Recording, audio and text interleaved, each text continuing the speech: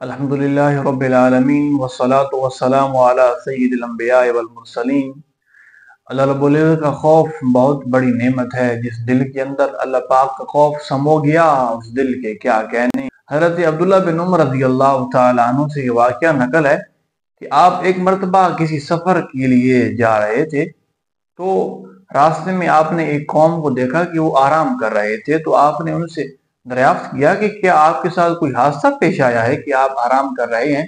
تو انہوں نے عرض کیا کہ حضور، راستے کے اندر ایک شیر ہے جس نے لوگوں کا جینا حرام کر رکھا ہے۔ تو آپ مبارک اپنی سواری سے اترے اور آپ نے اس شیر کی کانوں سے پکڑا اور اس کو راستے سے ہٹا دیا، اور پھر فرمایا کہ تیرے بارے میں نبی کریم صلی اللہ علیہ وآلہ وسلم نے سچ فرمایا کہ جب ابن آدم غیر اللہ سے خوف کرے گی، جب اس کے دل کے اندر غیر اللہ کا خوف ہوگا، پھر تجھ کو ان کے اوپر مسلط کر دیا جائے گا۔ میرے دوستو، اللہ رب العزت کا خوف ہونا دل کے اندر، یہ اللہ رب العزت کی بہت بڑی نعمت ہے۔ اس لیے آپ اللہ پاک سے اس کا خوف مانگا کریں۔ جس دل کے اندر اللہ کا خوف پیدا ہو گیا، وہ پھر دنیا کے گناہوں سے بچ جاتا ہے۔ بندے کا خوف رکھنا صوفیاء کے نزدیک یہ شرک۔